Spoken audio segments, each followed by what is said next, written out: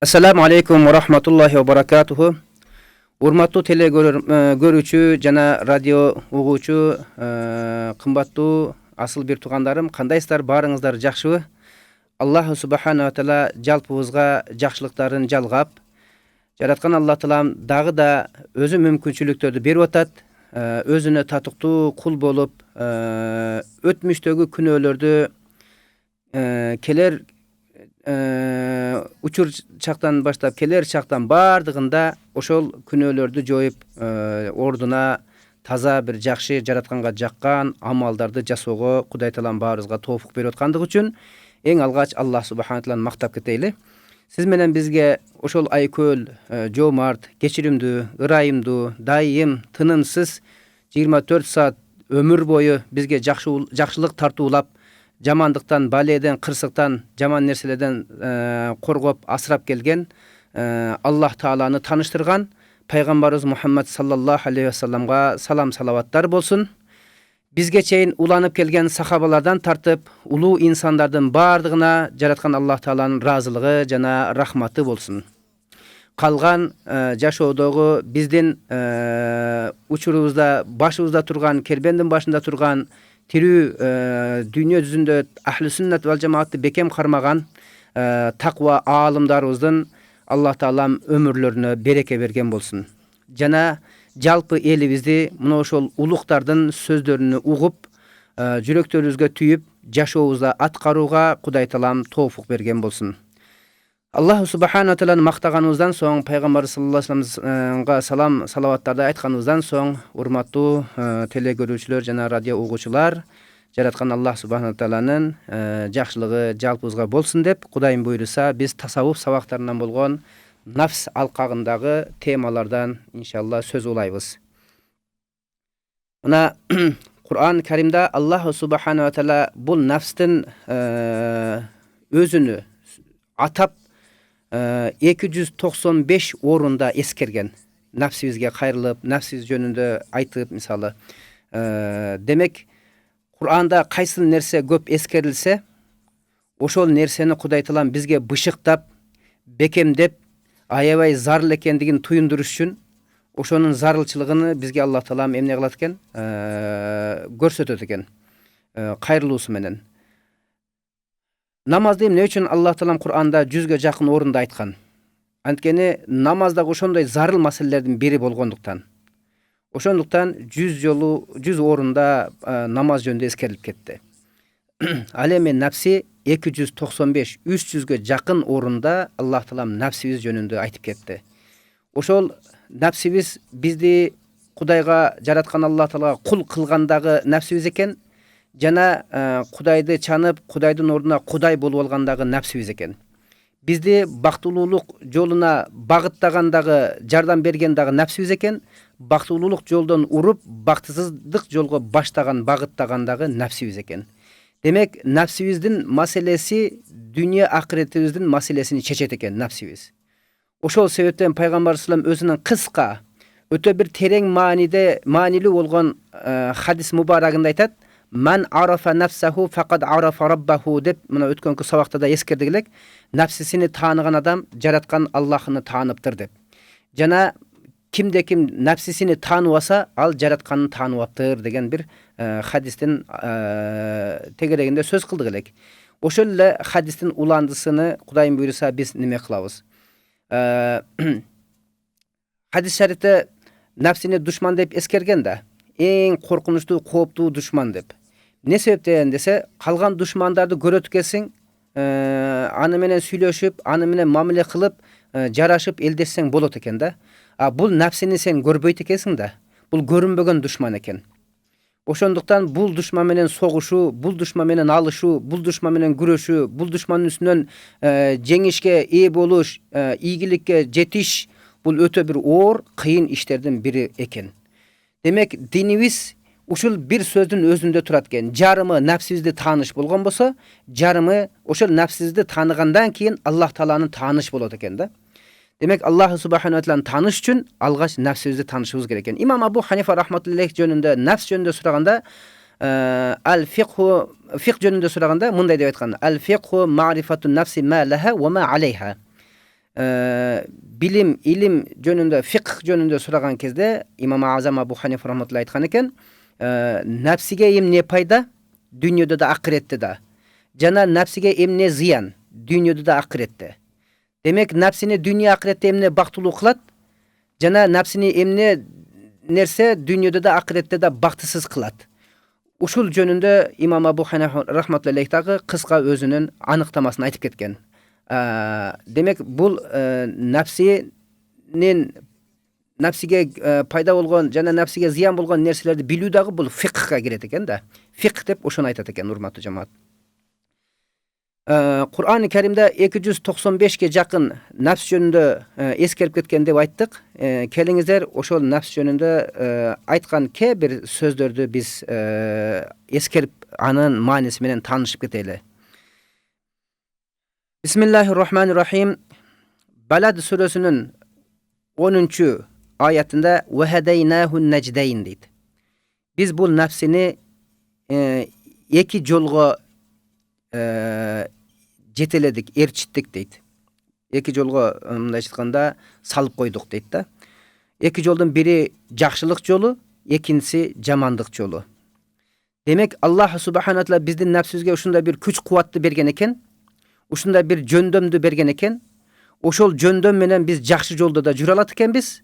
Ошол жөндөм менен биз жаман жолдо дагы адашып жүрөт экенбиз. Ошого да Алла таалам жаман жолдо жүргөнгө дагы мүмкүнчүлүк күчүнү берип койду, жана жакшы жолдо жүрүүгө дагы мүмкүнчүлүк күчүнү берип койду. Демек, ушул нафсиде ушундай күч бар экен, жакшы да жолдо жүрө алат экен, жаман да жолдо жүрө алат экен. Демек, ошол нафси жакшы жаман жолдо жүрө алгандан кийин, ошол нафс аркылуу сиз менен биздин бактылуулук жана бактысыздык маселебиз чечилет. Allah talam nafsi jönündө Şams сүрөсүндө касам ичип мындай деген да: "Фаалхамаха фужураха ва тaqwaha. Qad aflaha man zakkaha wa qad khaba man dassaha." Endi Allah talam nafsiga касам ичип, nafsini ушундай күчкө ээ кылып жараткандыгына касам ичкенден кийин Allah talam nafsiga ilham berdi. Жакшы болуп кетишине дагы жана бузулуп жаман болуп кетишине дагы жараткан Алла таалам ушундай нафсиге бир мүмкүнчүлүк күчүнү, кубатыны берди, илхамыны берди. Qadaflaha man zakkaha. Ушул касамды нафсиге ичкенден кийин араб тилинде ушундай бир сөз бар. Ошол касамга да жооп бериш керек болуп калат да. Ошол касамга жооп берилген аяттардын немеси qadaflaha man zakkaha wa qad khaba man dassaha деп акыйкаттан нафсисини тарбиялап, нафсисини тазалап, жаман ыплас нерселерден, жеген ичкендердин азыгынан нафсини сактаса, жана көрүү, угуу, сүйлөө, ойлонуу, сезимдер аркылуу нафсибиздин бузулуусуна себепчи болгон жаман мүнөздөрдөн нафсини тазаласа, ал чында бактылуу инсанга айланды дейт. Дүйнөдө да акыретте да ал эң бактылуу инсан дейт. Ал эми нафсини ким кирдеткен болсо, жаман мүнөз менен, же арам тамактардын азыгы менен нафсини булгаган болсо, же жаман сыпаттар менен, жоруктар менен, ал дүйнөдө да акыретте да аябай чоң бактсыздыкка учурап зыян тартат деп Аллах субхана таала Кур'ан-ы Каримде nafsibizдің маселесini бактылуулук жана бактысыздык маселебизге байлап койду. Дагы бир аят керимеде келет: "Ва ухрижу анфусакумул yawma tudzawna azabal huni bima kuntum taquluna alallahi ghayra'l haqqi ve kuntum an ayatihi tastakbirun" деген аят An'am сүрөсүнүн 93 аятында келет экен. Кыямат күндө Аллах субхана таала кайрылат экен: "Бүгүн силерге ушундай бир өтө бир кор азап берилет. Анткени силер Кудай Таалага өтө бир туура эмес жаман нерселерди айтып келдиңер, каршы чыгып келдиңер. Жана анын аяттарына кулак салбастан жөнөткөн элчилерине эрчибей, өзүңөрдүн билгениңердей кылып жашадыңар. Мына ошол себептен бүгүнкү күндө силерге азап тартуулайт" деп нафсибизге Аллах субхана таала эмне кылды? Кайрылды. Нафсиңерди бүгүн силерден чыгарабыз дагы, Jana kayrılуу jasayбыз. Бүгүn azaptın eң bir uğrun tartasыңar. Oşol Allah Taalaga tuura emes nerselerdi aytıp karşı çıkıp ayatlarına baş iýbey elçilerini erçibegендигер üçin бүгүn күндө öte bir çoň azaptırın damın tatasыңar, tekebirlik kılganыңar üçin dep uşul jerde nafsty tekebir suret menen münözдөp geldi. Demek bizde nafsibizdi dagı da buzatırgan, baktısız kılatırgan nerse bul ayattan görünüp turat tekebirlik eken. Dagı bir ayatda Allah Taala eskertet, Bakara suresinin 48-nji ayatına kelet. Bismillahirrahmanirrahim. Vattaqu yawman la tujza nafsun an nafsin la tajzi nafsun an nafsin şey'an ve la yuqbal minha şefa'a ve la yu'khadu minha adlun ve la hum yunsarun. Sadakallahul azim. Sizler uşunda bir kıyamat günden korkula. Aldığınızda keletirgan bir gün var. Al kıyamat dep aytylat. Oşol kıyamattan korkula. Bir adamga hiç bir sıylık je bolsa bir azap da bere albayt. Mындай çykында bir jakşylyk da kıla albayt. Jana ortaga түшүp şapaat kılayın dese şapaaty da jaraksız. Jana orduna emne nerseni berip bolsa da uşul azaptan kutulayın dep Kuday Taala menen gelişip bir nerselerdi özünün bala çakasyny orduna menin günölerim orduna uşul baldarımды azapta dese dagı oşol nerse işke aşpay turgan gün jönündө aytıp жатат. Nafsibиz emneni jasasa oşol nersenin sıylıgını je bolbosa kıyınçılıgını nafsi özü tartat eken. Nafsini bирөө ortaga түшүп куткарып кеткенге мүмкүнчүлүгү болбойт экен. Je bolbosam bala çakabızды ошол nafsibizди куткарыш үчүн Kuday Taalaga мына бул мен балдарым. Men ушул күнөөнү кылып коюп турмун. Ушул күнөөмдүн ордуна ушул балдардын дозокко түшүп азапталабы берсин десе дагы бул өтпөйт экен да. Демек nafsi өзү азабын тартат экен, зыянын дагы тартат экен, ошондой эле сыйыны дагы эгер жакшы жашап, дүйнөдө nafsini тунук таза тутуп, Кудай Тааладан коркутуп, Кудай Таалага кул кылган болсо ошо nafsисини, анда ал адамга дүйнө акыретте сыйлар көтүлөт. İnsanды кожоюн кылгандагы nafsi, Кудайга кул кылгандагы nafsi. Ошондуктан биз nafsi маселеси боюнча көп күрөшпөй, көп алышпай, nafsибизди көп көңүл бурбай таштап койгондугубуздан баягы бош тала сыяктуу. Ошол талааны эгин эккенден кийин аны карап, кетме менен чабып, өз кезегинде суу берип, азыктарын берип турган болсо, андан жакшы күткөн мөмөнү алса болот да. Ал эми таштап койсокчу, эгип коюп эле таштап койгон болсок эмнен алабыз? Тиккенден башка эч нерсе албайбыз, мөмө да ала албайбыз.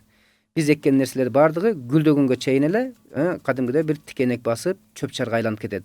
Демек nafsибиз дагы куддум ошол эгин тала сыяктуу нерсе экен, эмгекке муктаж экен. Nafsибизди ыйман уругуну nafsибизге эккенибизден кийин анын эмгегин сөзсүз жашаш керек экен. Адеп ахлактар менен азыктандырыш керек экен. Мына ошондо биз күткөн мөмөнү кыямат күндө биз күткөн сыйды алганга мүмкүнчүлүк болот экен. Дагы bir ayatта Allahu subhanahu wa taala мындай дейт: "Innan nafsa la ammaratun bis-su illa ma rahima rabbi." Bul Yusuf suresinin 18-nji ayatına kelet. Esiңерде болсун бенделерим деп Allah subhanahu wa taala bir eskertүү катарында айтып жатат. Сөзсүз билгиле, эч кандай күмөнсүз, шексиз билгиле, бул анык ачык акыйкат, nafsi силерди жамандыкка түртүп турат. Ар дайым силерди жамандыкка гана түртүп турат деди. Бирок жараткан Allah subhanahu wa taala кимге ырайым жолдогон болсо, ошол адам гана бул nafsинин жамандыгынан аман калат экен да. Бул жамандыгынан аман калыш Allah Taala'nын рахматы жетсе деп атпайбы? Алланын рахматы жеткен инсан өзүнүн nafsисинин ошондой оройлугун, кополдугун, өзүнө да кожоюн болуп алгандыгын, керек болсо Кудай болуп алгандан кийин, туюнуп түшүнүп калгандан кийин жараткандан коркуп, эртең азапты ойлоп, дозокто бактысыз болуп түбөлүк күйбөйүн деп, келечегине кайгырып, тооба кылат экен да. Ошол тооба жараткандан рахматы болот экен. Ошол жараткандан рахматы жеткен адамдар гана бул жамандыкка түрткөн nafsиден аман калат деп атат да. Демек, бардыгыбыз ушул nafsi кийимини кийгенбиз. Ушул nafsинин кийимин кийгенибизден кийин бардыгыбыз Алла Тааланын алдында бирдейбиз. Демек, бул nafsi ушундай кылбаган ишти кылдырып, ойлобогон ойлорду салып оюбузга, сүйлөбөй турган нерселерди тилибизге салып, ушундай бир туура эмес нерселерди сүйлөп, туура эмес тегеребизде мамилелерди жасаткандагы бул напси экен да. Демек, мына ошол напсибизди Аллах субханаху ва таала эмне тооба менен куткарарын айтып жатат. Демек, бардыгыбыз тооба кылып, напсибиздин жанагы бизди дозокко, азапка түртүп аткан жарга түртүп аткан жеринен аман калышыбыз керек экен. Анын үчүн бизге тооба шарт экен, тооба кылышыбыз керек. Напсибиздин талаптарын аткарбоого жана напсибизге каршы чыгууга аракет жасашыбыз керек экен. Андан кийинки аятта Бисмиллахир-рахманир-рахим Талак сүрөсүндө келет экен. Ва ма ятаадда худудаллах фақад залама нафсаху. Бул жерде да ошо напсиге айтып жатат. Кимде ким жараткан Аллах таалам белгилеген чектер бар да, харам, халал деген, адал, арам деген, ошондой эле фарздар бар, мисалы важиптер бар, шариятыбызда көптөгөн өкүмдөр бар да. Мына ошол өкүмдөр Аллах тааланын чектери болот да. Ошол чектерден ким сырткары чыга турган болсо, ал өзүнүн напсисине зулум кылыптыр дейт. Өзүнүн напсисини аябастан өзүнө мыкаачылык кылыптыр дейт. Араб тилинде зулум деген сөз зулмат деген сөздөн алынган да. Демек, биз аны ушундай түшүнсөк болот. Өзүбүзгө өзүбүз мыкаачылык кылган болот экенбиз. Дүйнөдө да, акыретте да өзүбүздү аябастан өзүбүзгө мыкаачылык кылган экенбиз. Демек, өзүбүздү ушунчалык бардыгынан жакшы көргөн инсан болсок, ар бирибиз, жана өзүбүзгө өзүбүз мыкаачылык кыла турган болсок, эми ким айта алат, мен бирөөгө мыкаачы эмесмин, мыкаачылык кылбаймын деп. Демек, Аллах тааланын чектерин бузган инсан өзүнө мыкаачылык кылгандан кийин, албетте ал өзүнө аябагандан кийин ал бирөөнү да аябайт да, башка бирөөгө да зулум кылат, башка бирөөгө да мыкаачылык кылат да. Мына ошондуктан бул жерде ошол Кудай тааланын чектерин сактабаган инсан залым экендигини баяндап жатат. Демек, ошол зулумга да түрткөн нерсе бул напси экен да. Кур'ан-ы Каримде ошол ушундай бир аят экен, астагфирулла. Я айюханнас, я айюхаллазина аману ку анфусакум ва ахликум нара. Дагы бир сүрөнүн башында келет. Иман келтирген адамдар, силер өзүңөрдү дагы, напсиңерди жана үй бүлөңөрдү дозок отунан сактап калгыла, коруп калгыла, асырап калгыла, алып калгыла, сактап калгыла деген аят менен баштады. Эмне үчүн напсибизден баштады? Ку анфусакум деп. Анфус деп напстын көптүктүрү. Демек, бул Кур'ан-ы Каримдеги ушул аяттын мазмунунда эң алгач биз өзүбүзгө күйүп, өзүбүзгө ачынып, өзүбүздү ошо күнөөлөрдөн тыйылып, напсибизди бактысыз кыла турган нерселерден сактанып, өзүбүздүн напсибизди ошондой уятсыз, айыптуу иштерден аман эсен алып калган болсок, анан кийин биз үй бүлөбүздү, бала чакабыздагы сага аман эсен алып кала алат экенбиз. Ушундай экен. Бир күнү Хасан аль-Басри рахимахуллах алейх кечиндеси оттун жанында ыйлап жаткан бир 7-8 жашар баланы көрүп калды. Ушундай коркконунан, ыйлаганынан жанагы жаш баланын кирпик, каш, башындагы чачтары агарып кеткендигин көрдү. Замат бир учурда. Хасан аль-Басри мындан абдан таасирленип таң калып, ой балакайым, эмне болду сага? Жана эле капкара чачың, капкара кашың, капкара кирпиктериң азыр бир учурда эле аппак болуп калды. Эмне болду десе, мынау отту көрүп туруп коркуп кеттим ата дейт. Десе, балам дейт, бул отту сен көргөн болсоң, мынды корккон болсоң, эмнеге сенин чачың агарып кетти? Жок, мен бул отту көрүп дозок, пайгамбарыбыз Мухаммад алейхиссалам хадистеринде айткан, Аллах таалам Кур'анда дозок жөнүндө аяттар түшүргөн, ошону эстеп кетип, аябай катты коркуп, өзүмдөн өзүм коркуп кеттим дагы, ушундай акыбалда болуп калдым деди. Дегенде Хасан аль-Басри айтты, балакайым, көңүлүң тынч болсун, көңүлүң ток болсун. Сен али жаш баласың, сен али күнөөгө кадам койгон эмессиң. Сен ушундай периштедей тазасың, энеден төрөлгөн наристесиң али сен.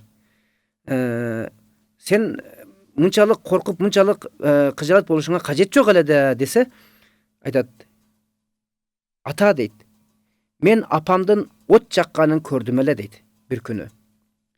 Чоң отундарды алып келип, астына майда чырпыктарды койду дейт.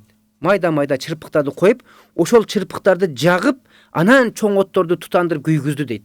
Демек ошол майда чырпыктарды тутандырык кылды дейт. Мен ошону көрүп туруп өзүм чоң адамдарды дозокто күйүш үчүн биз тутандырык болот экенбиз да деп ошондой ойлоп эстеп коркуп кеттим ата деди да. Карасаңыздар, Аллах Тааладан коркуу канчалык деңгээлде зарыл.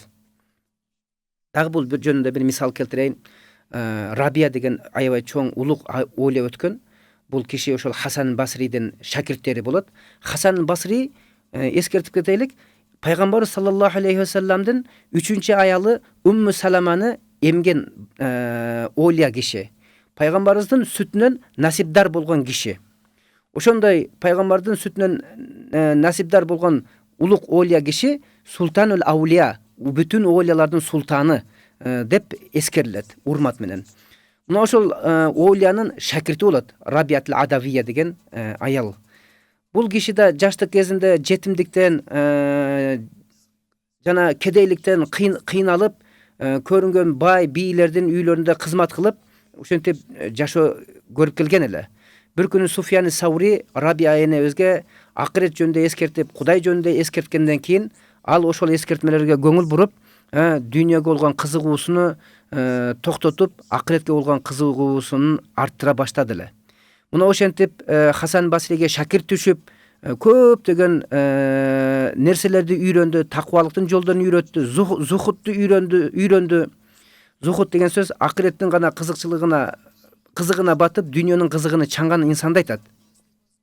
Дүйнөдө бир жакшы уктап калайын, жакшы жашап калайын, же жакшы жеп калайын, же жакшы бир абийирге ээ болуп калайын деген дүйнөнүн кызыкчыларын баардыгын жыйыштырып, акыретте бактылуу болоюн, акыретте пайгамбарга жакын болоюн, акыретте Аллахка жакын болоюн, Аллахнын ыраазылыгын табайын деп, Аллах ыраазылыгы үчүн өзүнүн напсисини курман кыла алган салих бир аял.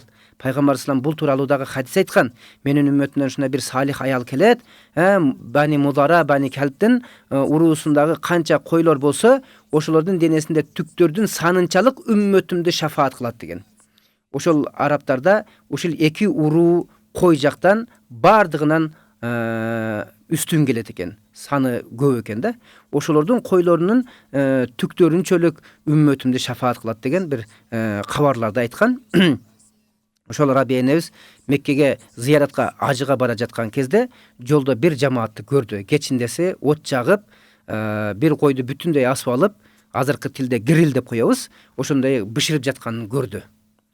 Бышырып жатканын көрдү, барды Рабияны тааныды. Бул Рабия дүйнөнү чанып, акыреттин кызыгуусуна баткан аял эле деген бир сыпат менен таанылган эле. Рабия энебиз ошол асылган этти көрүп туруп ыйласа, элдин бардыгы бул көп болду эт жебей койгонуна, этти жыштырып койгонуна көп болду, ушул этти сагынып, азыр этти көрүп, ушундай эт жегиси келип ыйлап атат окшойт. Ушуга бир эт берейликчи деп жанагы отурган, эс алып отурган жамааттан бирөөсү келип, Рабия, эми ниетини тактап коеюн деп сурады да. Рабия, эмнеге ыйлап атасың деди. Көптөн бери эт жебей, этти көрүп сагынган окшойсо, азыр сизге эт беребиз деди. Дегенде айтты, жок, андай эмес деди. Менин ыйлаганым эт үчүн эмес деди. Менин ыйлаганым курсак үчүн эмес деди. Менин ыйлаганым бу дүйнөдө нафсимдин жыргалчылыгы үчүн эмес, кумар үчүн эмес деди. Мен ушул койду көрүп туруп, койго ушундай абаз кылдым дейт. Суктандым дейт. Неге дегенде булар союлуп, өлүп туруп анан отко кирип атат дейт да.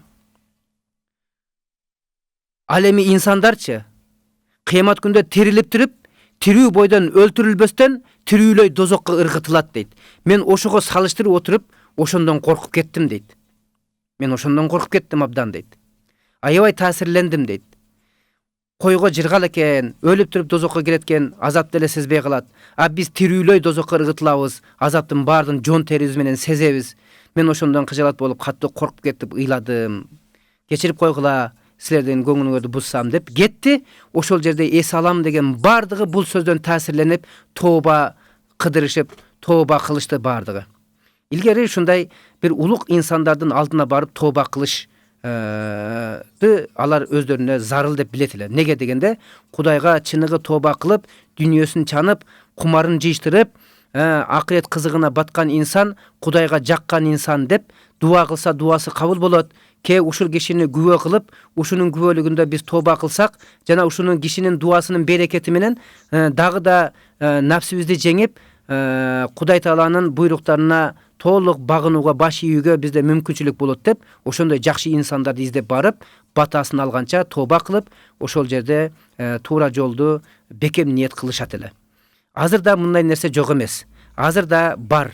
Тасаввуф аалымдары, тасаввуф эли бүт бардыгы өздөрүнүн ошондой дүйнөдө пайгамбарыбыз саллаллаху алейхи вассалам алып келген сүннат санияларды, ахлакы хасаналарды, таза жакшы мүнөздөрдү өздөштүргөн, пайгамбардын сүннөттөрүнө бекем болгон, жана нафсини, кумарыны чанып, акыреттин кызыгына баткан улук устаздардын алдына барып, ошолордун дуасынын берекети менен ошолорду күбө кылганча тооба кылышып, ошол жерден көп жакшы ийгиликтерди алып келүүдө.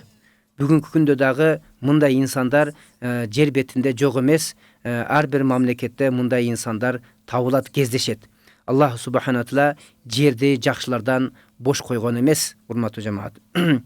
Мына нафси маселеси ушундай экен. Ошондуктан дозок отунан өзүңөрдү сактагыла, үй бүлөңөрдү сактагыла деген мааниси, биринчи биз өзүбүздү жакшы көрөбүз, өзүбүз күйбөсөк, демек тегерегиздегилерге күй албайт экенбиз.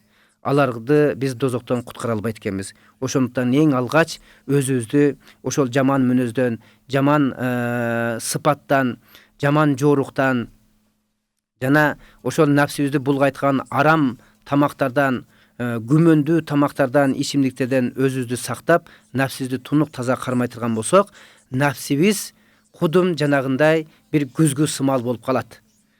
Андан жараткан Аллах субханаху тааланын мындайча айтканда нуруну сиз өзүңүз көрө аласыз.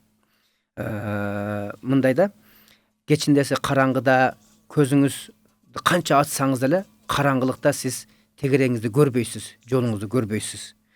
Эми караңыз, жүрөгүңүздөгү көздөр өмүр бою караңгылыкта жүрөт. Эчтеке көрө элек али. Жүрөктүн көздөрү ачыла элек али. Басират көздөрү ачыла элек.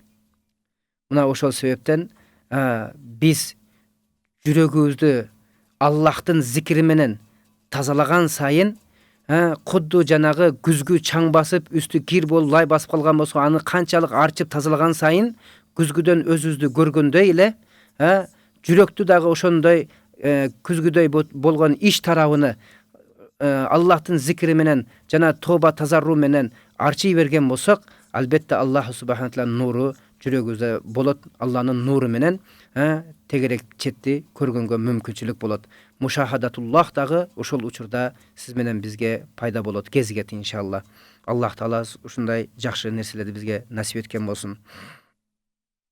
Кийинки аятты улайбыз.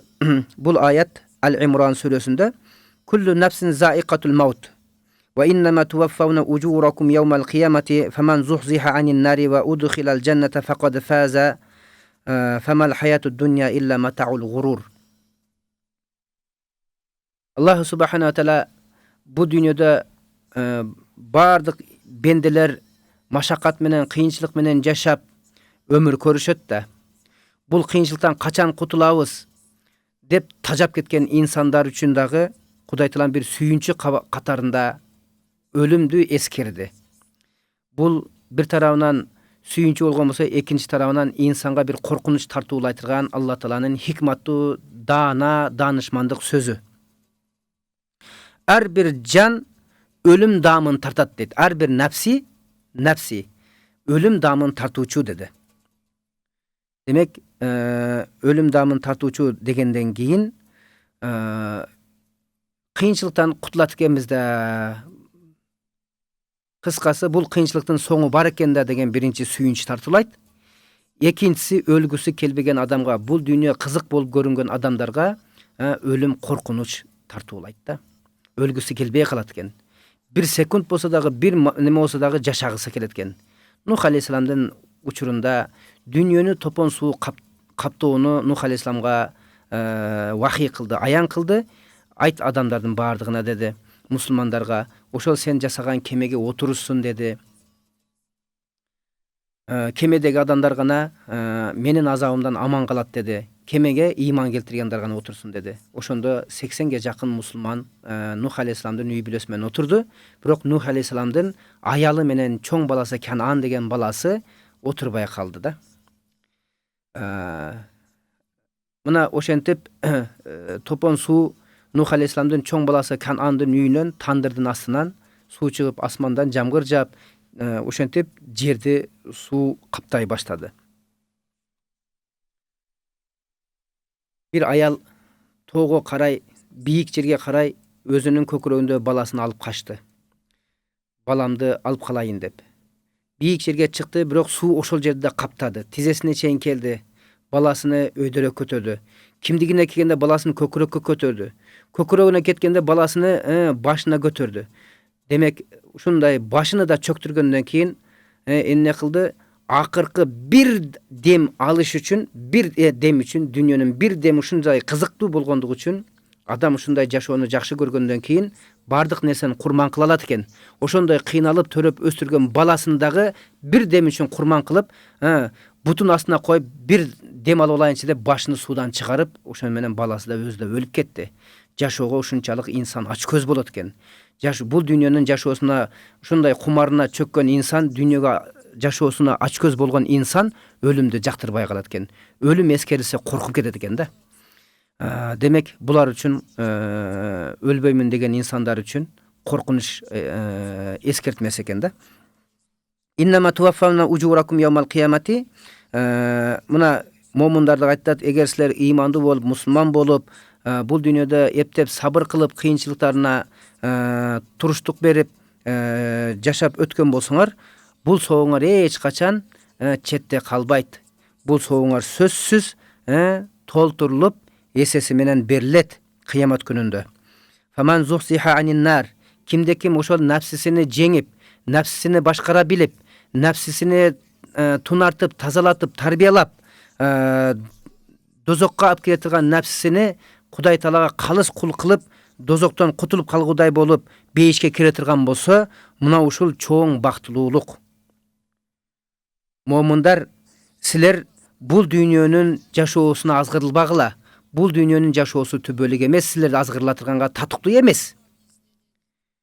Bul jaşoo silerdi akiretten çalgıtıp, joldan uğratırgan bir aldamçı jaşoo, bul dünyanın jaşoosu dep Kur'anda eskertdi. Mındayça aytkanda, dünyaga kızıgıp jaşabastan akiretke kızıgıp jaşagıla degen bir mazmundu katты da. Al emi dagı bir Hud suresinin 105. ayatta kelet. Yawma ya'ti kullu nafsin tujadilu an nafsiha ve tuvaffa kullu nafsin ma amilat ve hum la yuzlamun. Bul hop Nahl suresinde keliptir. Kıyamet günde her bir nafs özünün nafsi menen janjaldaşat deyt. Talaşıp tartışat eken da. Nege degende kıyamet gününde her bir nafstin kılgan işleri açılıp alarga beriletirgan jaza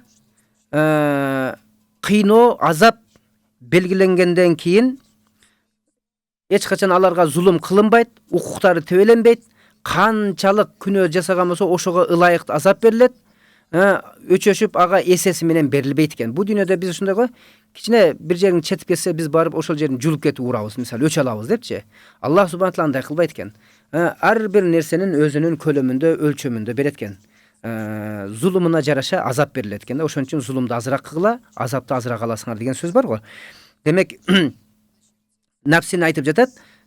Demek uşul nafsi kıyamet günde biz akırı şunda bir akval geletken Estağfirullah Yasin suresinde kelet. Al-yawma nahtimu ala afwahikum Biz ооздорду байлап коебуз дейт. Печеттеп коебуз дейт. Мындайча айтканда ооздорду сүйлөбөй турган деңгээлде ооздорун бекитип коебуз дейт. Ва тукаллимуна айдикум. Бизге силердин эмне кылганыңарды колуңар өздөрү сүйлөп берет дейт. Ва ташхаду аржулукум. Жана бутуңар силерге күбө өтүп берет ошо колуңардын сүйлөгөн сөзүнө.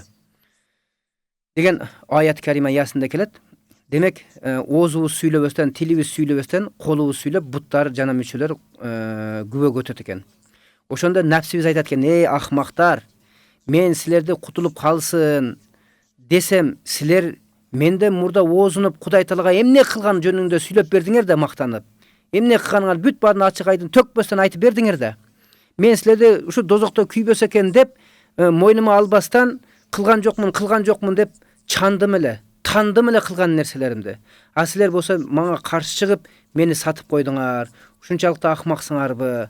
Мен силерге күйсөм, силер өзүңөргө күйбөдүңөр" деп напси кол буттарга, бүтүн бардык мүчөлөрүбүзгө сүйлөйт экен. Ошондо айтат экен: "Сен бизден дагы ахмак экенсиң. Сенден да ахмак нерсени биз көрбөдүк" дейт. Жаратылышта Кудай Таалам сенден да ахмак нерсени жаратпаса керек дейт.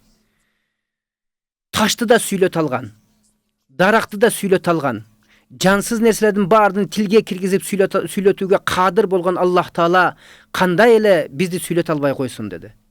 Жок дегенде чындыкты айтып, күнөөбүздү, айыбыбызга моюндап, Кудай Тааланын алдында өзүбүздү кичине бир бушайма менен, күнөөкөрлүгүбүз менен, Кудай Тааланын мээри менен үмүт кылып, кечирим сурасак, Кудай Таалам кечире берет экен деп биз күнөөлөрүбүздү айттык дейт. А сен болсо ушул жерде да Кудайды алдаймын деп ойлойсуң дейт. Сенден да надан, сенден да ахмак жан жок экен, эй напси. Сен бүткөн бир түгөнгөн нерсе экенсиң деп жанагы напсиге айтат экен да. Демек, кара, напси ушунчалык надан болот экен да. Душмандардын бардыгы менен аны менен сүйлөшүп, келишип, ага түшүндүрсөң болот экен да. Бирок напсиге эч нерсени түшүндүрө албайт экенсиң да. Напсинин ынжыктыгы, эркелиги сенин ынжык эрке балаңдан дагы ынжык. Ошол ынжык балаң эмнени сурап аткан болсо берип койсоң тынч болот. А бирок напси ошого да каныкпайт, дагы да ынжыктыгы артып, дагы башка нерсени талап кылат да. Ошон үчүн напси маселеси ушундай экен, кыямат күндө жанжалдашат экен, тополоңдошот экен. Демек, ошондуктан напсибиз бизди дозокко тыкка чейин, келиңиздер биз ошол напсини тарбиялап, бейишке алып кирип, чогуу биз жыргалчылыкты бирге көрөлү. Напсибиз менен биз дүйнөнүн азабыны, рахатыны сезебиз. Эгер напси болбосо, рахат эмне экен, азап эмне экендигин сезбейбиз. Хадис шарифте келет: "Нафсука матиятука фарфик биха". Сен напсиң билип алгын, сапарда минип бараткан улооң сыяктуу, ага ачынгын дейт. Деп кыйнап койбогун дейт. Сапарыңда кетет экенсиң, курсагын тойгозуп, суусун берип, аны көп бастырбастан, кыйнабастан, эс алдырып, акыры максатыңа жеткендей, эгерде мисалы үчүн бир атка окшото турган болсок, атты биз ошо сапар үчүн миндик. Бирок биз сапарыбызга баратканда, ат сонун экен деп, көрүнгөн жерде чапкылап, аны чарчатып салдык, курсагында ачырып салдык. Бирок мына сапарга чыгышка туура келип калган убакытта биз жанагы атыбыз баспай да коет. Сапарда жүрбөй да коет. Суусаган, чаңкаган, курсагы ач, анан кийин талыккан, эс алгысы келет, уктагысы келет. Анан эмне кылабыз? Сапардан калабыз. Демек, ушул атка окшоштуруп көрө турган болсок, демек ошол атты биз аяп, тамагын берип, суусун берип, эс алдырып, анан кийин сапар кези учуру келгенде сапарга минип чыга турган болсок, биз сапарыбызды арбытабыз. Максатыбызга барууга жакындайбыз. Демек, ушул напсибиз биздин ат сыяктуу улообуз экен. Буга биз ачынышыбыз керек экен. Арам тамактар менен алсыратпаш керек экен. Жаман нерселер менен алек кылып, жаман оюн зооктор менен аны уулабаш керек экен. Мына ошентип напсибизди көрүнгөн нерсеге кызыктырып, напсибизди ошолордун кызыгына батырып, напсибизди биз жаман нерсенин курманы кылбашыбыз керек экен. Эгер биз напсибизди ошондой бир жаман болбогон нерсе, маанисиз нерселер менен курман кыла турган болсок, напсибиз эртең бүгүнкү дүйнөдө бизге душман чыгып, эртең бизди дозокко курман кыла алат экен да напсибиз. Ошондуктан напси маселесинде көп кайгырышыбыз керек экен. Кур'ан Каримде Аллах Таалам бизге 295-300гө жакын жерде напсибизди ортого коюп, напсибиз аркылуу кайрылган. Dagы bir ayatta kelet.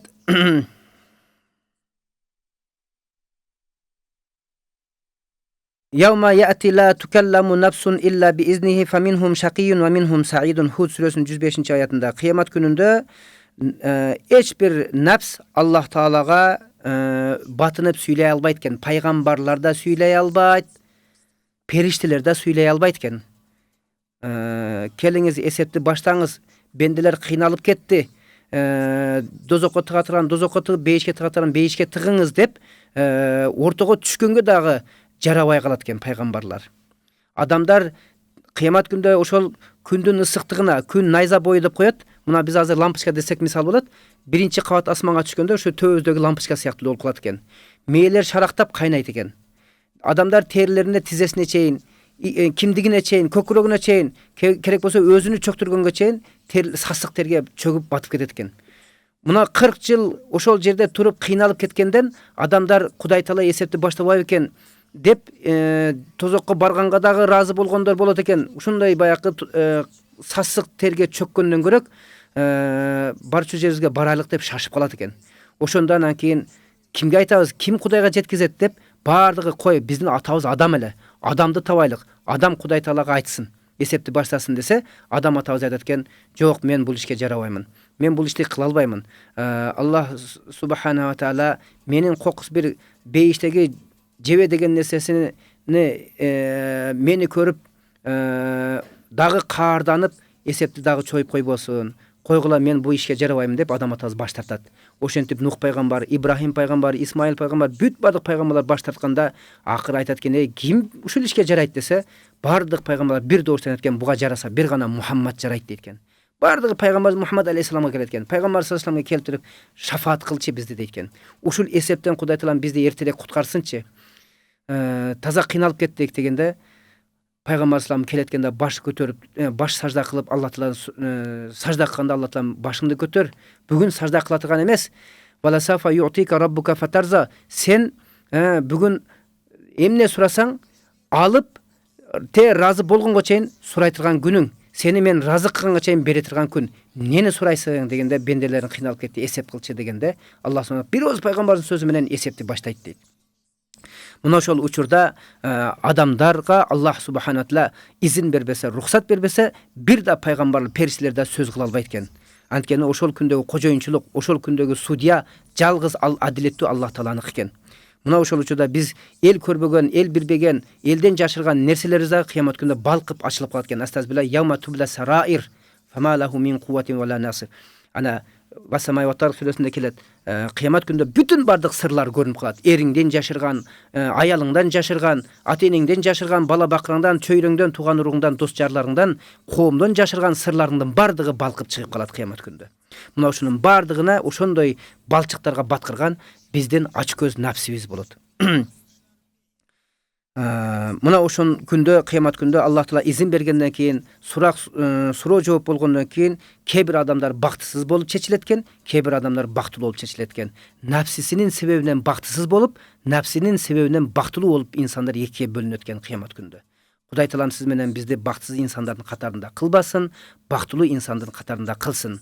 Булардын бардыгына ортомчу напсини тарбиялоо, напсини жаман ыплас нерселерден, жаман мүнөздөрдөн тазалоо менен болот, урматтуу жамаат. Ар бир иштин сыры ээсинде болот.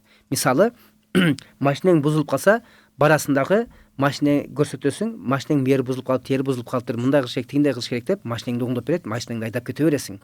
Ооруп калсаң табып, тамырыңды кармап же болсо анализдин негизинде сага назначение жазып берет. Дарылык немелер жазып берет. Сен ошону аптекадан алып, мынча күн ичесиң десе, ошонча күн ичип, ошондон айыгып кетесиң. Ошондой эле инсандын напсисини дарылай турган табыптар, булар муршиди камилдер болот. Пирлер болот, устаздар болот, алым, таква, ахли сүннат вал жамаатты бекем кармаган алымдар болот экен. Дагы бир аят керимеде келет, бисмиллахир-рахманир-рахим. Бул Ра'д сүрөсүнүн 11-чи аятында келет. Инналлаха ла югайру ма би кавмин хатта югайру ма би анфусикум.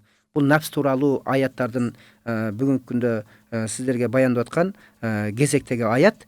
Аллах субхана ва таала өзгөртпөйт бир коомдун абалыны, тегерегиндеги коомуңдун абалыны, өзүңө караштуу, байланыштуу коомдун чөйрөңдү өзгөртпөйт дейт. Sizler özüңөрдүn напсиңерди өзгөртмөйүнчө дейт. Мындайча айтканда өзүңөрдү өзгөртмөйүнчө Кудай Таалам тегереңерди өзгөртпөйт дейт. Демек биз өзүбүздү Кудай Тааладан коркутуп, Кудай Тааладан уялдырып, Кудай Тааланы сүйдүрүп, Кудайдын сүйүүсү менен алек болуп, Кудайдын коркуусу менен алек болуп, Кудайдан уялып, айып, уятсыз нерселерди таштаган болсок, демек тегерегибиздеги бала чакабыз, үй бүлөбүз дагы бизди көрүп, куш уясында көргөн нерсесин көрөт дегендей, кылат дегендей, балдар дагы бизден көргөн нерселерди көрүп, аларда да ошондой сезимдер пайда болот. Уят сезими, коркуу сезими, сүйүү сезими пайда болот да. Бул аятка бир түшүнүктүү болуш үчүн бир кыска бир мисал айтып кетейин.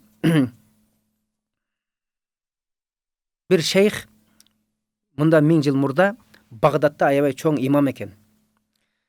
Албетте бул Хасан аль-Басри, имам Азам рахматуллахтын замандарынан кийинирээк болот. Бир пайгамбарыбыздан бир 300 жыл, 200 жыл кийинки неме окуя. Анткени имам Абу Ханифа рахматуллах пайгамбарыбыз каза болгондон кийин эле 50 жылдан кийин төрөлгөн да. Пайгамбарыбыздын дооруна жакын болуп төрөлгөн. Ошон үчүн бул кишини улуу имам деп айтылат. Анткени бул киши жашоосунда 50 ошондой улук заттардын колун кармап, устаздардан, сахабалардан илим алган киши. Андан кийин келип табииндердин заманында ошо бир олияны окуясы эсиме келип кетти, бул аятты окуп атып. Бирок ошол китепте мен көрдүм, ушул окуя Хасан Басриге тиешелүү деп айтылат дейт. Хасан Басри рахматуллах деп мисал келтирип айтып туралы бул окуяны. Күндөрдүн биринде бул киши ушундай бир жума намазга барардын астында жуунуп, таранып, чапанын селдесин алып, анан эшегине минип алып, анан кийин жумага барчу экен да. Анан ошол жумага барайын деп жуунуп, таранып келип, аялына, байбичесине кайрылат да, байбиче, мен кемпир немеге кеттим, намазга кетип атам, селде чапанымды алып бересиңби десе, колумду азыр камырга салып алдым эле, колум камыр эле, ун эле,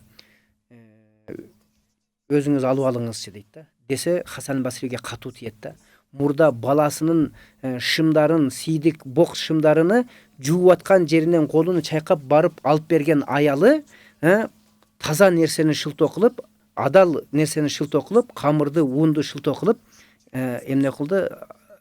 Чапаныңды өзүң алып алчы депти. Мындан таарынып, капа болуп, башы жерге чөгүп, эшегинди минейин деп эшегин токуйн десе, эшеги токутпай чычаңдайт. Тоба, бул эмне болду? Аялым менен эшегим экөөнүн бир паста характери бузулуп, мүнөздөрү бузулуп мага каршы чыкты деп Хасан Басри аябай таңыркап, эшегин да таштады, чапанын алып, селдесин алып жөө мечитке барды. Мечитте намаз окуду, элге баян айтты.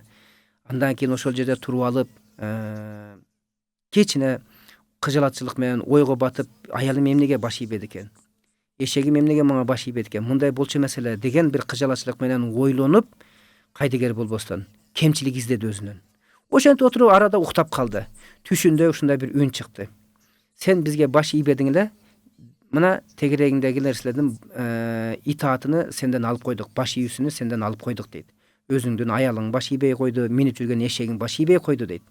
Сен биз менен мамилени буздуң эле, тегерегиңдеги мамилени биз бузуп койдук дейт. Эшегиң менен аялыңдын мамилесин бузуп койдук дейт. Дегенде айтат, мен эмне кылып буздум дейт. Десек, сен кечинде аябай кызмат кылып, чарчап келип, куфтанды бир аз эс алып алып окуймун деп уктап калдың дейт. Эрте таңда Багымдатта ойгондуң. Ошондо куфтандын казасын окуп туруп, анан Багымдатта окудуң. Бирок куфтанды каза кылгандыгың жөнүндө кайгырбадың, өкүнбөдүң, ачынбадың, жалбарып менден кечирим сурап тоба кылбадың, ошол каза кылганың үчүн менин ачуума тийдиң деди. Ачууга тийиш, ачуунун дамы кандай экендигини сага таттырып коеюн деп, аялың менен эшегиңдин көрсөтүп койдум. Мына ачууландыңбы? Аларга капа болуп таарындыңбы? Ачууланыш, капа болуштун дамы кандай экен? Дегенде, о жараткан, буну мен душманга да ыраа көрбөймүн деди. Душманга ыраа көрбөгөн нерсеңди мага эмнеге ыраа көрдүң анда деди. Эмне үчүн сен куфтан намазды окубай жаттың деди. Мына ошентип ал киши ойгонду дагы ойгонуп асыр намазга чейин, асырдан кийин шамга чейин, шамдан кийин куфтанга чейинки аралыктарды бош калтырбастан ошол куфтанды 1000 ирет кайта казасын окуй берди. Кайта казасын окуй берди. Бир эле куфтанды 1000 жолу окуду казасыны. Ошондо да уялып, жерге эми кеч болуп калды, үйүнө барыш керек. Уялып, асманга жүзүнү көтөрө албай, тик көтөрө албай, жерди карап, Кудайдан уялып, элден уялып, күнөөкөр болуп, кылмыштуу болуп, үйүнө басып барды акырын. Басып барса, аялы ушунчалык чыйпыйы чыгып күтүп отурган. Бир колунда чөгүн суу куйган, бир колунда чилапчын, желкесинде чачык. Атасы келдиңизби деп жылуусуну кармап колуна суу куюп аткан. Ысык десеңиз ысык тамак, суюк десеңиз суюк. Кой десеңиз коюк, суук десеңиз суук тамак бар. Бардыгы бар. Сизге даярдап койдум атасы. Кандай тамак жейсиз деп аялы ушундай баякындай буту жерге тийбей, Хасан Басрийге баш ийип өзүнүн итаатыны көрсөттү. Анан кичине көңүлү жарый түштү. Кудай Таала мен каза кылган намазымды 1000 жолу окугандан кийин кабыл кылып менин күнөөмдү кечирген окшойт деп бир аз неме кылды. Текшериш үчүн, аныкташ үчүн эшек жагына басып көрдү. Эшегине көрөйүнчү деп. Эшеги дагы чычаңдап, мага каршы чыкпайбы экен деп эшек жакка барып десе, эшеги Хасан Басрийдин үнүн угуп, абдан эмне болуп кетти? Сагынычын билдирип, аңгырап, кыйкырып жиберди. Алхамдулилла, Аллага шүкүрлөр болсун. Мен мынеке Кудай Таала менен мамилемди оңдоп турмун. Демек Аллах Таалам тегерегимдеги мамилени оңдоптур. Тегерегимдеги мамиленин жакшылыгы мен Кудай менен болгон мамилемдин жакшысында экен да деп. Мына ушул аят ушул экен да, урматтуу жамаат. Аллах субхана таала бир коомду эч качан өзгөртпөйт экен. Эгер сен ошол өзүңөрдү өзгөртпөсөңөр, өзүңөрдүн ичиңерди өзүңөр өзгөртпөсөңөр, тегерегиңердеги чөйрөнү Аллах Таалам өзгөртпөйт деген бир аят карима. Урматтуу жамаат, Аллах субхана ва таала сиз менен бизди бардыгыбызды өзүнө калыс кул үчүн, кулдук уруш үчүн жаратты да. Келиңиздер биз кул болуп жашайлык. Ошондой бүткүл бардык сыймык, бүткүл бардык сыйлыктын ээси болгон пайгамбар саллаллаху алейхи ва саллям дагы чөкөлөп отуруп туруп, ана ажлису кама яжлисул абду ва акулу кама яакулул абду. Мен кулдай отурамын, кулдай тамактанамын деп пайгамбар саллаллаху алейхи ва саллям ошондой эки дүйнөнүн сыйлыгы, сыймыгы берилген пайгамбар саллаллаху алейхи ва саллям өзүнө кул өңүндө, кул сүрөтүндө жаратканга эмне кылды? Кайрылды. Ошондой жашоо бер деп суранды, урматтуу жамаат. Келиңиздер биз дагы напсибизди өзүбүзгө Кудай эмес, өзүбүзгө кожоюн эмес, балки напсибизди Кудай Таалага калыс кул кылып берелик иншалла. Баарыңыздар үчүн Аллах субхана ва таала чоң жакшылыктарды берген болсун. Жараткан Аллах Тааланын жакшылыктарын жалпыбыз көрөйлүк иншалла. Эмки эфирде көрүшкөчө Кудайым буйрса иншалла саламатта калыңыздар. Ассаламу алейкум ва рахматуллахи ва баракатуху. Эфирдин артында ушундай дуа кылып кетет элем. Аллах субхана ва таала элибизге, жерибизге береке, пейизин берип, бейпилдик берип, тынчтык, токчулук, молчулук берген болсун. Элдин ынтымагын, достугун бекемдеген болсун. Сыртта алайып турган душмандардын көзүн Кудай Таалам өздөрүнө кайырган болсун. Элибизди, жерибизди жетектеген жетекчилерди Кудай Таалам өзү сүйгөн жана алар да жаратканды сүйгөн жетекчилерден болсун. Жараткандын сүйүүсү менен элин, жерин сүйгөн, элине, жерине күйгөн жакшы жетекчилерден болсун. Аалымдарыбыздын тилдерин курч кылып, жүрөктөрүн коркунуч менен толо кылып, жана ошол аалымдарыбызды ээрчиген элибизди Кудай Таалам өмүрлөрүнө, жашоолоруна, үй бүлө бала чакасына береке берген болсун. Ассаламу алейкум ва рахматуллахи ва баракатуху.